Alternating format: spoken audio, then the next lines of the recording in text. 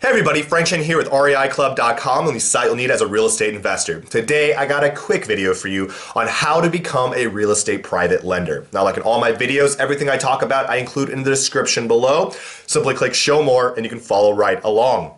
Now, there are many benefits to becoming a private lender, which include the great returns and the security of the process, meaning it's pretty low risk if you do all the right, if you approach this the right way.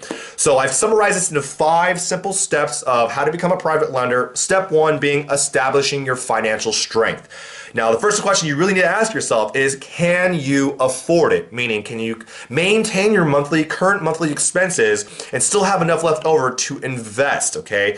So the main point here is don't put yourself or your family into financial strain or even financial ruin. So always have a buffer. Just because you have $100,000 or even $50,000 sitting in the bank doesn't mean you should take all of it just because you have a good investment opportunity. Because you never know what could happen in emergencies, so have a buffer for those emergencies.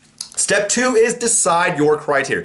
If you have the money, the extra money to invest in these properties or invest in real estate, you have to have criteria. It's very, very important. Just like the bank guidelines. Do you want to invest in residential or commercial, single family, multifamily? Do you want to loan out to short-term type of deals or long-term type of deals? Meaning short-term, 3 to 6 months, long-term, 6 to 12, not to exceed 18 months. Another thing is, like I said, single family, 1 to 4 bedrooms, condos, townhouses. What type of properties do you want to invest in? Also, are they going to be non-owner occupied, owner occupied, HUD type properties, short sales?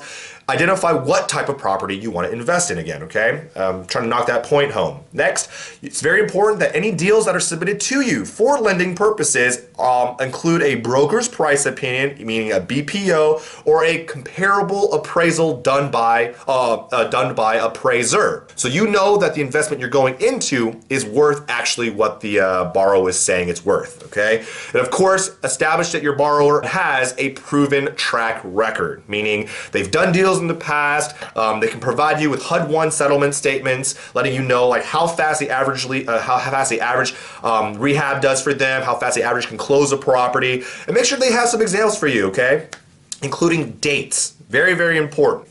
LTV, meaning how much money do you want to loan out to the after repaired value? Meaning if it's a $100,000 property, do you want to loan out $60,000 or $80,000 or 60%, 80%? Right now standard's just around 80%. And you really need to stick to that number. Next is how do you want to make money on your interest and how much you want to charge? Is it 6%, 8, 10, 12? Remember, you're a private lender. Your criteria are a bit more flexible than banks, so you're allowed to charge more in interest. Okay, so I think standard right now is 10 to 15% is not bad.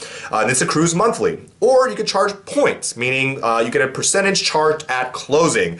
So if it's a $100,000 property, you charge 2 points, you make $2,000 or 2% of $100,000. Okay, so you make money monthly and you make money when they close. So multiple ways of making money as a private lender.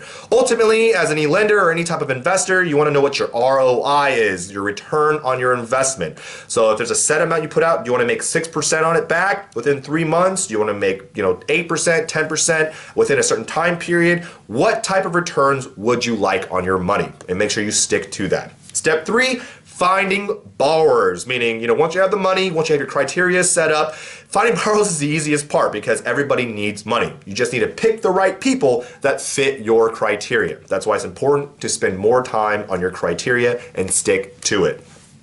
Step 4, make sure your paperwork is good or it's valid, meaning verify it with an attorney. You're dealing with thousands and thousands and thousands of your very hard-earned money. So you want to make sure it's protected. Have your attorney draft up a new contract that or even a lending agreement that fits your exact criteria, your points, your interest, your loan period, guidelines, rules, all of that, and make sure that you're comfortable with what you have other people signing.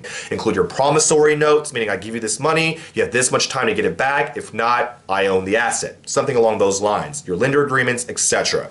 And of course, once these are established, you want to review these things with your borrower item by item. Make sure you're both on the same page because the last thing you want to deal with is legal stuff. It involves a lot of money. And of course, sign all the paperwork, make sure you have copies, and you should be good to go here. Step 5, go through the right people and start lending. Never give your money directly to the individual or the borrower. Go through the right places, the escrow company and a title company, and make sure you research and interview them and understand that who's handling your money, and that way you also know it's being handled professionally and legally, okay? And at which point you know that you're going to get paid because you're going through the right people, okay? Now, plain and simple, don't become a private lender if you do not spend the time to really understand all the risks and how to mitigate those risks, okay? You should never give money to people directly, and never just write a check to a friend in hopes they're gonna give you their money back just because they say so. I know it's a stupid point, but guess what? People still do it. And this includes family members, okay? So be smart and by all means, learn about the process of private lending, the risks, the laws, and how to protect your money. You know, as always, do your due diligence, do the right research, and if you don't have the time, okay, but you do have the money, then consider working with a private lending company. They'll manage your money, they invest in real estate, they can probably guarantee you 6 to 8% returns, but it's something that, you know, allows you to free up some of your time. Now, in the end, we all want better returns on our money. Becoming a private lender does offer those types of returns. So, again, guys, this is Frank Chen with REIClub.com. Do me a favor, leave comments below about what you thought about this video. Hit the like button because it really does help us out. But more importantly, if you haven't already, go ahead and subscribe to our YouTube channel so we can keep informed, and brand new videos are posted every week. As usual, thank you so much for your time. We look forward to talking to you next week. Take care, good investing, and bye-bye.